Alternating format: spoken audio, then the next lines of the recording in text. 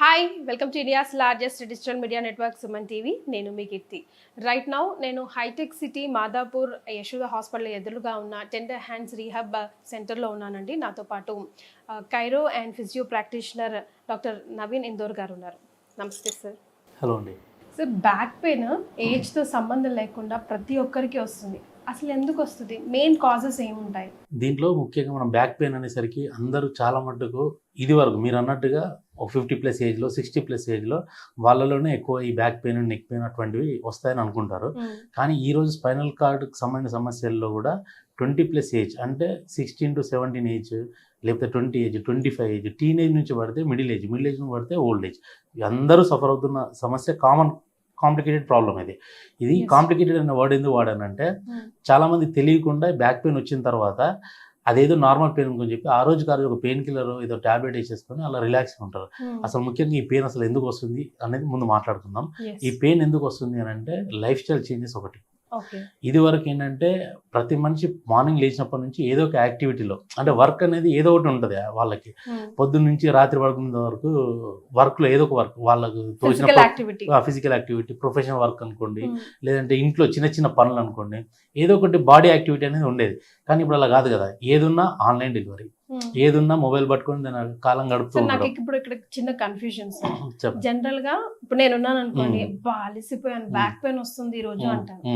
But ఇప్పుడు మీరు reverse చెప్తున్నారు, పని తక్కువై కూడా వస్తుంది అని చెప్పి. అవును, నేను ఎట్లా చూసుకోవాలి? ఇప్పుడు అన్నారు కదా, ఇప్పుడు మీరు ఏది పొద్దుంతా అలసిపోయేసి నేను ఇంకా డైరెక్ట్ పడుకునేసరికి నాకు బ్యాక్ పెయిన్ వస్తుంది, నెక్ పెయిన్ వస్తుంది అని మీరు అంటున్నారు కదా. దాని తర్వాత మీరు ఏం చేస్తారు? జనరల్గా ఒకవేళ వచ్చింది అనుకోండి, నేను మిమ్మల్ని అడుగుతాను, మీరు ఏం చేస్తారు? వేసుకుంటారు కదా. ఆ రోజు రిలాక్స్ అనేది వస్తుంది. వచ్చిన తర్వాత మళ్ళీ అసలు ఇది ఎందుకు వచ్చింది, నాకు ఇప్పుడు లేని ప్రాబ్లం ఇది ఎందుకు వస్తుంది, నా బాడీలో లేని యాక్టివిటీ లేదా, లేకపోతే ఫిజికల్ ఎక్సర్సైజ్ నాకు లేదా, లేకపోతే ఇంకేదన్నా రాంగ్ ఎర్గనామిక్ పొజిషన్లో ఏదైనా కూర్చోవడము, పడుకోవడము, నిలబడము, ఇటువంటి పొజిషన్లో ఉన్నప్పుడు నాకు పెయిన్ వచ్చిందా అనేది ముందు సెల్ఫ్ అబ్జర్వేషన్ అనేది చాలా ఇంపార్టెంట్. ఇవి కూడా మ్యాటర్స్. ఆ సెల్ఫ్ అబ్జర్వేషన్ లేనప్పుడే ఈ ప్రాబ్లమ్స్ అనేటివి లాంగ్ స్టాండింగ్లో, లాంగ్ రన్ లో చాలా ఇబ్బంది పడతాయి. ఆ ఇబ్బంది కూడా ఎలా ఉంటుంది అంటే, ఆ రోజు పెయిన్ వచ్చిన రోజు ఒక రోజు ఎలా ఉంటుందంటే ఏదో చిన్న చీమ కొట్టినట్టు వస్తుంది. ఆ వచ్చినప్పుడు సరే మీరు అన్నట్టుగా పెయిన్ కిల్లర్, మీరే ఎగ్జాంపుల్, పెయిన్ కిల్లర్ వేసేసుకుంటారు. ఇంకా చూస్తాం కానీ డాక్టర్ దగ్గరికి అయితే పరిగెత్తాం, ఇమీడియట్ గా పరిగెత్తాం. అది ఎప్పుడు పరిగెడతారంటే మీరు లాంగ్ రన్ లో ఇబ్బంది అయిపోయి, సివియర్ అయిపోయి, అది స్టబన్ కింద మారినప్పుడు, అప్పుడు ఇంకా మీరు హాస్పిటల్ చుట్టూ సూపర్ మార్కెట్ మనం ఎట్లా తిరుగుతామో అట్లా తిరుగుతూ ఉంటాం. అంటే ప్రతి ఒక్కరు అట్లా, ఇది ప్రాబ్లం అయిపోయింది, ఎక్కడ ట్రీట్మెంట్ బాగుంటుంది. ఈ మధ్య కాలంలో కూడా కొందరు ఏం ఆలోచిస్తున్నారంటే, ఈ పెయిన్ వచ్చింది, పెయిన్కి నేను ఇమీడియట్గా పెయిన్ కిల్లర్ వేసుకున్నా, 4 రోజులు వేసుకున్నా, 40 రోజులు వేసుకున్నా, కానీ నాకు తగ్గట్లేదు, ఇది మళ్ళీ రిపీట్ అవుతుంది. ఇంకా అప్పుడు ఏం ఆలోచిస్తారంటే, జనరల్గా సైకాలజీ, హ్యూమన్ సైకాలజీ, నాకు న్యాచురల్ వేలో తగ్గాలి అన్నప్పుడు, అప్పుడు ఇంకా ఇప్పుడు మేము ఇచ్చే ట్రీట్మెంట్స్ ఉంటాయి, like chiropractic plus physio treatment. ఈ కాంబినేషన్లో మనం ఇచ్చే ట్రీట్మెంట్స్ ఎలా ఉంటాయంటే, న్యాచురల్ వేలో కంప్లీట్ హీల్ అవ్వడానికి, పర్మనెంట్ మళ్ళీ రీఅక్కర్ అవ్వకుండా సొల్యూషన్ అనేది మనం చూపిస్తాం. ఇది ఇలా కాకుండా వీళ్ళు ఎంతసేపు ఆ ట్యాబ్లెట్స్ మీద ఆధారపడి అక్కడక్కడ స్ప్రేలు కొట్టేసుకుని అప్పుడప్పుడు టెంపరీ, మీరు కొట్టుకోవడం మంచిదే, ట్యాబ్లెట్ వేసుకోవడం మంచిదే, డాక్టర్ని అక్కడ నియర్ బై అయిన డాక్టర్ని కన్సల్ట్ అవ్వడం మంచిదే. కానీ అది ఎందుకు వస్తుందో సెల్ఫ్ అబ్జర్వేషన్లో ఉండడం అనేది అంతకన్నా మంచిది. ఆ సెల్ఫ్ అబ్జర్వేషన్లో లేకుండా ఇవన్నీ అలా కాలం గడుపుతూ ఉంటే మళ్ళీ దట్టు, అంటే మీకు తెలియదు ఏముంది, ఇప్పుడు ఈ రోజుల్లో అంతా స్మార్ట్ మొబైల్. ఈ స్మార్ట్ మొబైల్తో టైం పాస్ చేస్తూ ఉంటూ, టైం అలా గడిపేస్తూ, నెక్ పెయిన్ కూడా వచ్చేది కూడా అబ్జర్వ్ చేసుకోకుండా, బ్యాక్ పెయిన్ వచ్చేది కూడా అబ్జర్వ్ చేసుకోకుండా కూడా ఆ మొబైల్ తోటి అలా గడుపుతూ ఉంటారు. గడిపేసరికి అది కాస్త స్టబన్ కింద మారిపోతుంది. ఇంకోటి మీరు అడిగారు, చిన్నపిల్లలు ఇది ఎందుకు వస్తున్నాయి. చిన్నపిల్లలు ఇంకోటి కూడా అబ్జర్వ్ చేసాం ఈ మధ్యలో. నాకు లాస్ట్ ఒక 10 or 15 days బ్యాక్ అండి, ఆయన జస్ట్ 10th అయిపోయింది, ఇంటర్ ఫస్ట్ ఇయర్కి వెళ్తున్నారు. ఒక పేషెంట్ వల్ల బాబు, అతను ఏంటంటే స్కూల్ బ్యాగ్ వేసుకోవడం అదంతా వాళ్ళ సరే సర్వసాధారణంగా జరిగేది అందరిలో. కొందరికి ఏంటంటే కాల్షియం సరిపడా ఉండదు బాడీలో, B12 సరిపడా ఉండదు, D3 సరిపడా ఉండదు. అది అబ్జర్వ్ చేసుకోకుండా బ్యాగ్ను ఓవర్ వెయిట్లో మోసేసరికి స్పైనల్ స్ట్రక్చర్ అనేది చేంజెస్ వస్తున్నాయి. అది నెక్లో వస్తుంది అవ్వచ్చు, బ్యాక్లో అవ్వచ్చు, మిడిల్ బ్యాక్లో కూడా అవ్వచ్చు.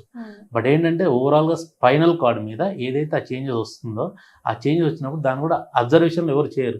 అది కూడా ఏమవుతుందంటే, వన్స్ ఒకసారి చేంజ్ అయినప్పుడు అక్కడ ఉండే మజిల్ స్ట్రెయిన్ గురవుతుంది. సపోజ్ ఇప్పుడు మనం బ్యాక్ పెయిన్ గురించి మాట్లాడుతున్నాం, అక్కడ ఉండే లాట్స్ మజిల్ కానీ, సెరటస్ మజిల్ కానీ, ఆ 2 మజిల్స్ స్ట్రెయిన్ గురవుతాయి. ఆ స్ట్రెయిన్ అయిపోయినప్పుడు ఆటోమేటిక్గా ఆ పెయిన్ అనేది అప్పటికప్పుడు ఆ రోజు చెప్పడం వాళ్ళ మదర్కి అవ్వనివ్వండి, ఫాదర్కి అవ్వనివ్వండి, అది కొన్ని రోజులు పోయిన తర్వాత డాడీ నాకు ఇక్కడ పెయిన్ వస్తుంది, మమ్మీ ఇక్కడ పెయిన్ వస్తుంది అంటే అప్పుడు వాళ్ళు రియలైజ్ అయిపోయి పిల్లలు కదా Correct. అలర్ట్ అనేది కొద్దిగా ఎక్కువ అయిపోతుంది. అలర్ట్ అయిపోయి అప్పుడు ఎక్స్రేనో ఎంఆర్ఐ తీసేసరికి అప్పటికి చిన్నగా ఆ స్ట్రక్చరల్ చేంజెస్ వస్తుంది. దాన్ని మనం లాడోసిస్ అని అంటాం. ఆ స్ట్రక్చరల్ చేంజెస్ రావడం వల్ల ఈ పిల్లల్లో ఈ ప్రాబ్లమ్స్ అనేవి ఎక్కువ ఉన్నాయి. Right sir. అంటే మీరు మాట్లాడుతుంటే నాకు పెద్దవాళ్ళు జనరల్ గా అంటూ ఉంటారు, మేము 100 కిలోల బ్యాగులు మోసేవాళ్ళం, 50 కిలోల బ్యాగులు మోసే, అంటే ఇన్బిల్టే పుట్టడమే కాల్షియం విటమిన్ డి అనేది తక్కువతో పుడుతున్నామా ఈ కాలం? అదేం లేదు. ఇప్పుడు చిన్న పిల్లల్లో మనం అనుకుంటాం కదా జనరల్ గా వాళ్ళకు తక్కువ కాల్షియం డెఫిషియన్సీతోనో D3 డెఫిషియన్సీతోనో ఎవరు అలా పుట్టరు, అందరికీ నార్మల్ గానే ఉంటది. కాకపోతే ఏంటంటే పెరుగుతున్నప్పుడు అప్పట్లో మీరు అన్నారు ఇందాక నేను 50 కిలోల బ్యాగ్ మోసేవాళ్ళం మా పెద్దవాళ్ళు చెప్పేవాళ్ళు అని అన్నారు కదా, వాళ్ళు ఏంటంటే వాళ్ళకి ఫిజికల్ యాక్టివిటీ ఉండేది, ఎట్ ద సేమ్ టైం వాళ్ళు సన్ లైట్ లో ఎక్కువ ఉండేవాళ్ళు. ఇప్పుడున్న పిల్లలు ఎక్కడ ఉన్నారు చెప్పండి మీరు? కొన్ని మనం ఇవి కూడా చూస్తున్నాం, మనం ఏది ట్రోలర్స్ కానీ మీమ్స్ కానీ అంటాం కదా, ఒకప్పుడు పిల్లల్ని బయటికి పంపించేవాళ్ళు, ఊర్లోకి వెళ్ళే వాళ్ళు సమ్మర్ వెకేషన్. అదే ఇక్కడ కొన్ని అంటే మీమ్స్ వచ్చి నేను చూసి అది బయటికి వెళ్ళే వాళ్ళని ఇంట్లోకి లాక్కు రావడం అనేది పేరెంట్స్ పని అప్పట్లో. ఇప్పట్లో ఇంట్లో ఉన్న పిల్లల్ని బయటికి పంపించడం అనేది ఇప్పటి పేరెంట్స్ పని. ఇది యాక్చువల్గా జరుగుతుంది. దీంట్లో ఏంటంటే ల్యాప్టాప్ కానీ టీవీ కానీ మొబైల్ కానీ చూడొద్దని ఎవరన్నా, దానికి ఒక టైం ఉంటుంది, ఆ సర్టెన్ టైం దానికి కేటాయించాలి. మిగతా టైం మీరు ఫిజికల్ యాక్టివిటీ అది ఏదైనా ఉండవండి, కిందికి వెళ్ళి పార్క్లో ఆడుకోవడము పిల్లల విషయంలో. ఇక దాని తర్వాత ఇంకా కొందరు స్పోర్ట్స్ యాక్టివిటీలో వస్తారు, వాళ్ళు వచ్చేసరికి క్రికెట్ ఆడడం పిల్లలకి ఇది ఉంటుంది. ఎగ్జామ్ జనరల్ అందరికీ ఉండే పిచ్ అది. వాలీబాల్ ఆడతారు, ఫుట్బాల్ ఆడతారు, బ్యాడ్మింటన్ ఆడతారు, ఇంకా రకరకాల గేమ్స్ ఉంటాయి. ఈ గేమ్స్ ఆడేటప్పుడు కూడా వాళ్ళల్లో మజిల్ అనేది ఈజీగా క్యాచ్ అవుతుంది. ఇది కూడా మన బ్యాక్ పెయిన్ అనేది ఒక వన్ ఆఫ్ ద రీజన్. దీనివల్ల ఏమవుతుందంటే వాళ్ళు సరిపడా స్ట్రెంత్ సరిపోదు, డైలీ మార్నింగ్ లేచి ఏం చేయాలో వాళ్ళకి అర్థం కాదు, ఏ ఎక్సర్సైజ్ చేసుకోవాలో అర్థం కాదు. ఎందుకంటే వాళ్ళు కంప్లీట్గా మొబైల్లోనే ఈ రీల్స్ అని వాటని ఇదని వీటిల్లో గడిపేసరికి సబ్జెక్ట్ మీద పోతుంది, ఫిజికల్ యాక్టివిటీ మీద పోతుంది. ఇంకెక్కడ వాళ్ళు ఎక్సర్సైజ్ చేసేది ఎక్కడ లేదు. సో ఆటోమేటిక్గా ఇవాళ రేపు ఒక కఫ్ కోల్డ్ ఫీవర్ ఎలాగో ఈ రోజుల్లో బ్యాక్ పెయిన్ నెక్ పెయిన్ కూడా అంతే, అంత వెరీ కామన్. ప్రతి ఇంట్లో ప్రతి పర్సన్కి ఈ సఫర్ అవుతున్న ప్రతి ఇళ్లలో ఈ ప్రాబ్లం ఉంది. సో టెండర్ హ్యాండ్స్ రీహాబ్ లో ఫైనల్లీ పిల్లలకైనా పెద్దలకైనా సఫర్ అయ్యే వాళ్ళకి ఎలాంటి సొల్యూషన్ చూపిస్తుంది?